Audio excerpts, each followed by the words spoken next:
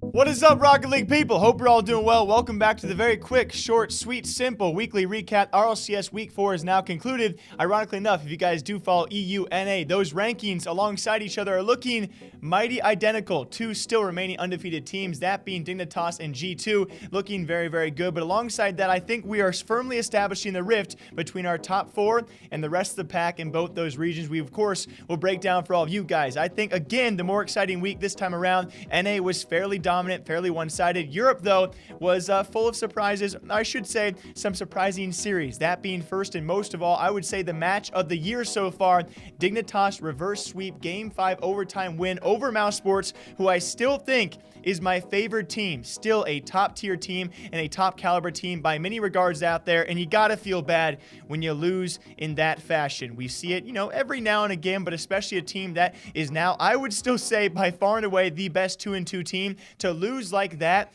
I hope it does not defeat their mental. They can bounce back from this, but you got to remember, this trio is still so new. The way they played was very dominant, still very good, in my opinion, especially the first two games. I expect them to only get stronger as this season does go on. Hopefully, this game does not impact that too much. Dignitas remain undefeated on the whim of a Game 5 overtime. Alongside that, though, Veloce, I would also say, really coming to form. Another 2 clean wins this week, alongside Reciprocity win just a week back. Their only loss to Barca. Veloce is again, really representing. Ever since they sent the jersey, if any other Rocket League organizations want to send the jersey, this will be in the case probably sometime soon because it's a new month here on the channel. Veloce is still looking so good. And yes, I would say the harder part of their schedule is probably still approaching, but when it comes time to being compared to other teams out there, they're certainly in my top 4 right now. And rankings-wise, they also are. Alongside that, Barca's still looking very, very fun. And Flakes is still, dare I say it, in the long span of time, probably a couple of years at least, the most entertaining person for me to watch.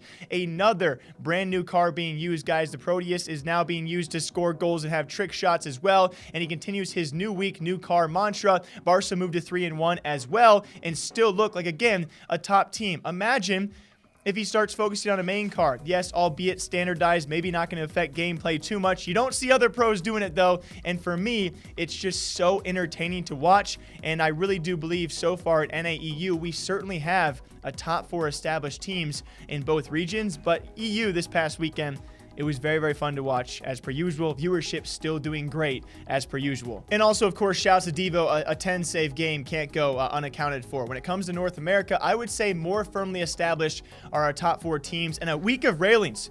I don't know if that's the most appropriate language for it, but most one-sided series, I would say, this past weekend across North America, and a lot of beatdowns, and we don't really see, obviously RLCS has been very competitive for a long time. We've talked about, a single roster change can really change a lot, and when it comes time for predicting Rocket League, it's super tough. So this past weekend is a true rarity to see these kind of disparities in these matchups. We actually had, not only did Ghost rail on Flight, maybe not too surprising given Flight being the only winless team there, NRG rail on Rogue, Space Station rail on the Knights, and G2 absolutely rail on Cloud9. It is very weird to be in a time where there is a significant gap in disparity between a team like G2 and world contending team also like Cloud9. Yes, we've already talked about their struggles throughout the season, just not looking like the trio we are used to, and certainly now as we approach the back half of the season, the debate begins. Can they actually make top 6? Can they show up before LAN? Can they actually make the LAN? It is insane to see. I will say though,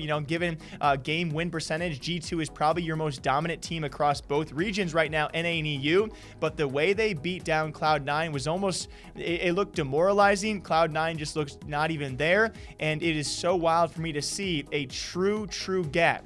A lot of these games are usually 1, maybe 2 goal gaps. This was a dominant series, in my opinion, by G2, and voiced by a lot of North American teams out there. I really do think we have a significant top 4. You got Space Station. I guess you could maybe swap a few teams out there, but you also have Sonics, you have NRG, and you have G2 certainly in the #1 spot there, and Cloud9 is not to mention. They have really shown nothing besides a win over Flight so far, and yes, if you're a Cloud9 fan, you have to be concerned. I think we'll talk about probably next week as well when it comes time for team houses. and across both regions, team houses seem to be the move. In G2, if you guys did not watch on the channel, they announced recently their brand new team house, I believe in New York as well, clearly doing something for them. At least 2 or more members living together for teams is apparently doing very well for them, and I do believe we have firmly established our top 4 teams in both regions. What did you guys think about this past weekend? We now enter the back half of the season, and certainly teams, if they want to make top 6, if they want to actually try and compete eventually for LAN, they got to start making their moves now. Until next time, hope you guys all enjoy the short, sweet, simple, quick breakdown of RLCS. I'll certainly see you guys back here for RLCS Week 5. And if any player drama happens during the week, I'll make sure to cover it as well. Until next time, drink your coffee, drink your water. I'll see you guys back here sometime soon.